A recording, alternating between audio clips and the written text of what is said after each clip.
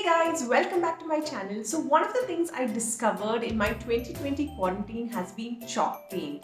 And oh my god, it has been such an amazing find. So I did my first video, which I link right here, where I upcycled an old end table into a beautiful piece of art.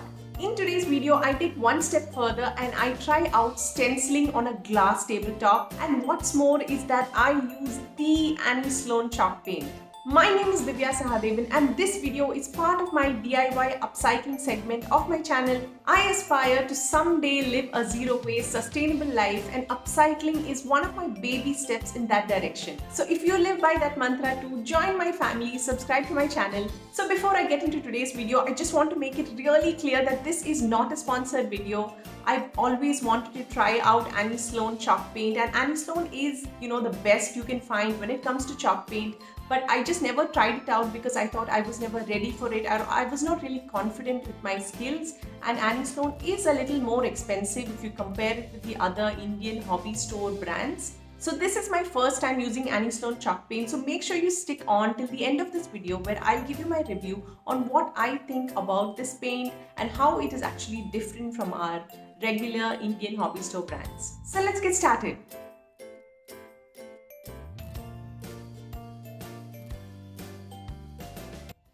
This is the coffee table that I will be painting today, and this has a really heavy thick glass tabletop and the legs are of a solid teak wood, and it really has no character as such when I just look at it. And let's see how we can transform this.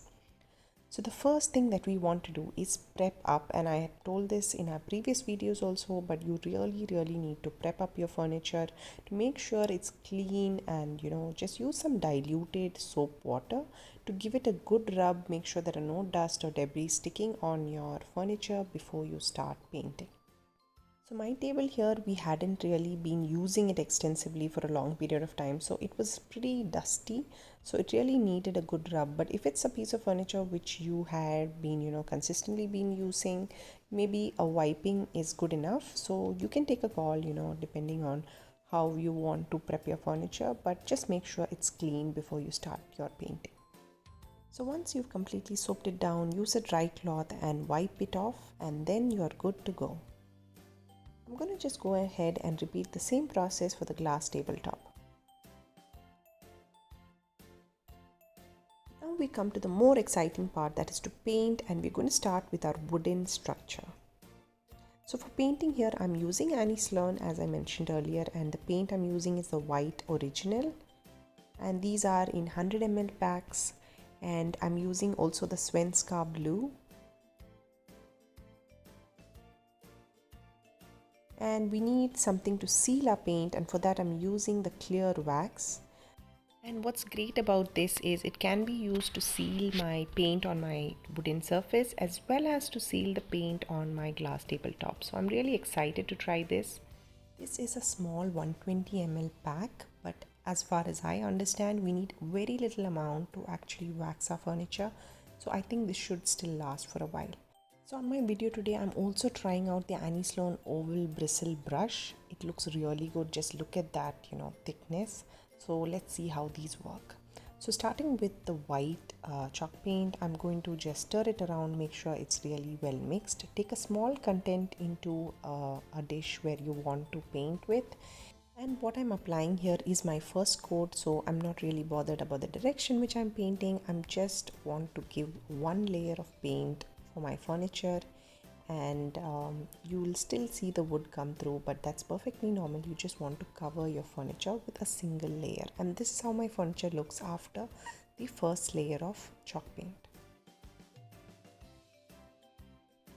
Make sure you don't miss out on any of the hidden corners and sides. We want to make sure we cover all the sides of our furniture, irrespective of if you can see it from the front. And as soon as I was done with one round, the chalk paint almost instantly dried to start off with my second coat of the paint. So I followed the same process, giving it one more layer of paint. But if you think you don't need too much of coverage, and your furniture is pretty much well covered in your first coat, you can even thin down your second coat so that it even gets easier to apply when you dilute it with a little bit of water, but here I have not thinned it down. I'm just applying the chalk paint as it is.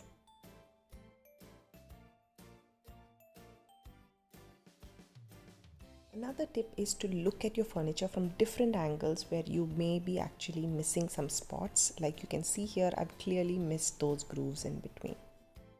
So after my second coat, my furniture is looking like this. It's pretty much covered, like 95%, but I'm thinking I still need maybe a thin layer of paint just to give it that final finish, because I still see a little bit of the dark wood coming through. So for my third coat here, I have diluted my chalk paint with water, so it's pretty runny. So it's almost like for one part of paint I've taken 2 parts of water, and after giving it the third coat, this is how my furniture looks. It's pretty much well covered. There is really no wood coming through at this point, and I'm happy with this. Now once my furniture is completely dried, I would suggest at least giving it a couple of hours to dry. I want to distress my furniture. This is completely optional, but I really like the distressed look. But if you're looking for a modern sleek look, you can just leave it as it is. So I'm using a sandpaper, the really hard and coarse sandpaper, to kind of rub through my paint until some of your paint is chalked out and you have your wood coming through it.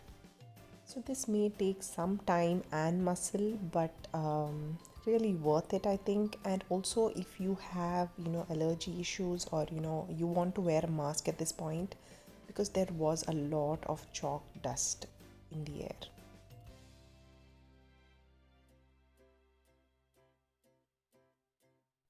So this is my distressed piece of furniture. I'm loving it. I really like that look of the distressed wood. And now I want to wipe it down with a clean piece of cloth to remove all the chalk powder which is accumulated in the grooves and on the sides. Now once it's clean, it's time to test our clear wax, and I'm using the Annie Sloan clear wax, and this is one of the easiest ways which I've seen people do the waxing. And you can just use a gloves and use a pair of socks, which is has a single, we all have that at home, right? So slip that into your hand, and then you're going to use this to dip it into your wax. Remember, you need a really tiny bit of wax, and you need to start with a small area and then really work your wax into your wood. It's almost like what do you say, applying hand cream or like lotion on your body. So you need to really work it into the wood and give it a good rub to remove any excess wax. So if you're not using this, you can use any kind of lint free cloth for waxing, but make sure you are removing any excess wax. This process again did take a couple of minutes, and it did require some amount of muscle strength to really complete the entire table, but this really brings out the color and the texture of your wood. Once you wax it, it's more visible. Now we're going to move on to a glass top. So for our glass top, as a first coat, I'm using the white original chalk paint, and this is not diluted. This is just the the chalk paint in its original form. I'm going to apply that as a thin layer, and you can see here it's I'm just applying it in just long strokes, and clearly you can see the glass come through it. So give it a couple of minutes, and once that's dry, it's time to apply the second coat. And to the second coat, I'm actually added some water, and I've diluted my chalk paint, and that's going to be my second coat. Again, going through the same strokes in the same direction, I'm applying my second coat. Just to give you a better look after 2 coats, this is how my glass tabletop is looking. You can still see the glass very much through this. And for that, we're going on with our third layer, which is the Svenska blue. I'm adding a little bit of water to this, making it a kind of runny consistency but not too flowy. I go ahead and apply my blue exactly in the same fashion as my white, and I don't want to overlap my strokes too much because I still want to see some of the white through my blue. And this is exactly the reason why we've thinned down our blue, so that it's kind of gives a translucentish blue shade through which we can see our white.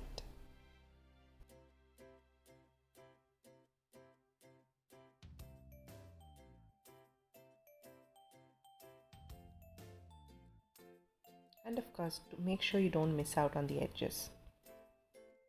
So after 3 coats of paint, this is how my glass tabletop is looking. It's looking like a grayish white. I'm not sure how much the color is visible on my camera, but just for a reference, you can see the difference between the white wooden structure and the glass tabletop.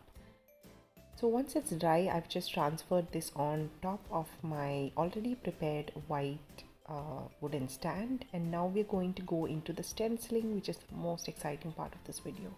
So for stencil, I'm using a stencil from Itsy Bitsy, which I picked up. It's, I think, cost something like 150 bucks. It's pretty cheap, and they had a lot of designs, so you can choose anything which suits your fancy. I'm choosing this flower design, and I've also have my Svenska blue, which I'm going to be using. And this is really the beauty of using chalk paint. You can just dilute it or mix it with any color that you like. So I had a little bit of dark blue with me, and I'm going to mix that with my Svenska blue, and it gives a nice kind of bluish grayish color, which is so pretty against this backdrop that we have of the Svenska blue on the tabletop.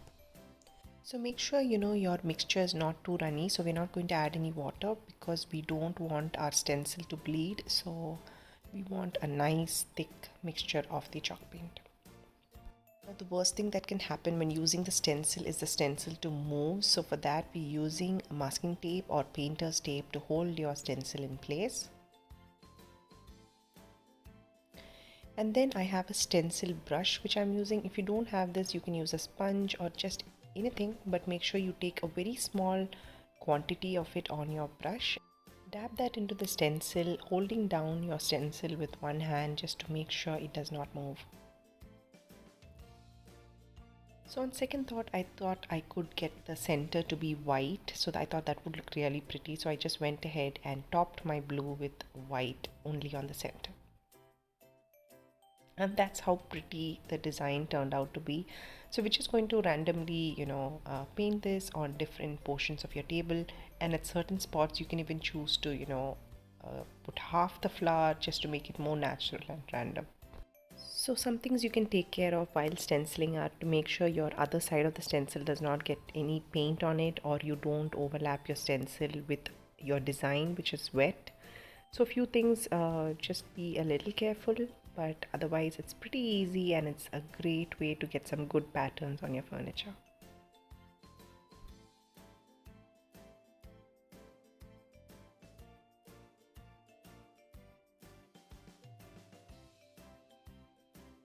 So my stencil also had these smaller flowers which I thought in white would kind of help to kind of fill up these gaps which I have between my bigger flowers, and it worked out really pretty.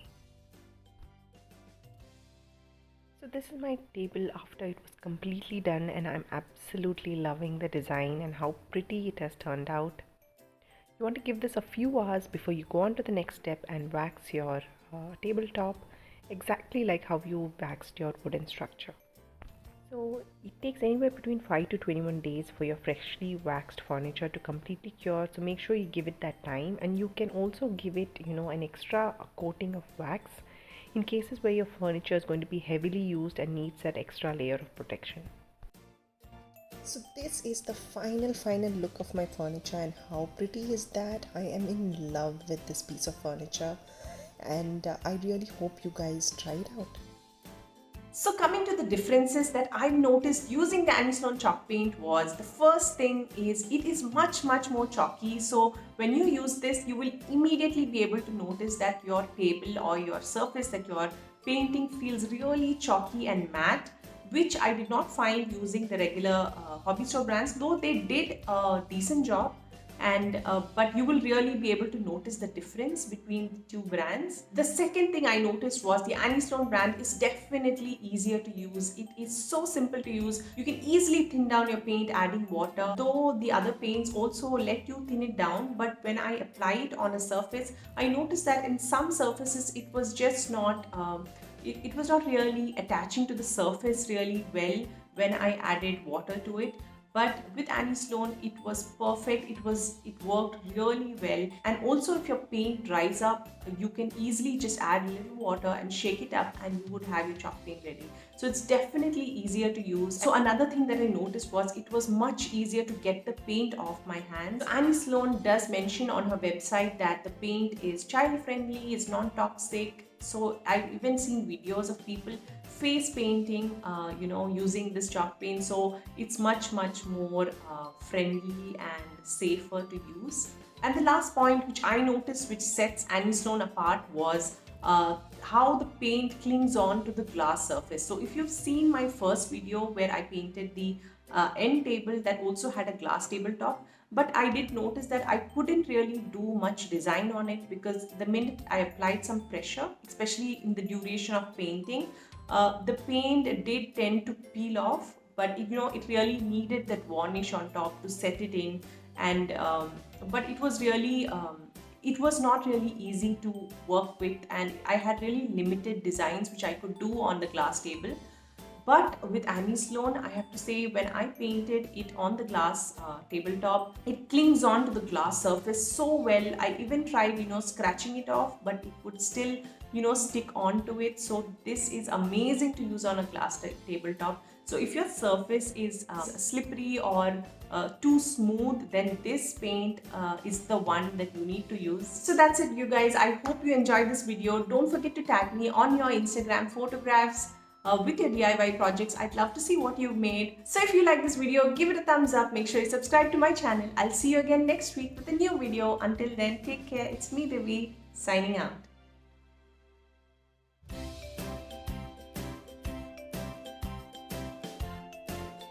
If you like this video, give it a thumbs up. Make sure to subscribe to my channel, hit the bell, and bye.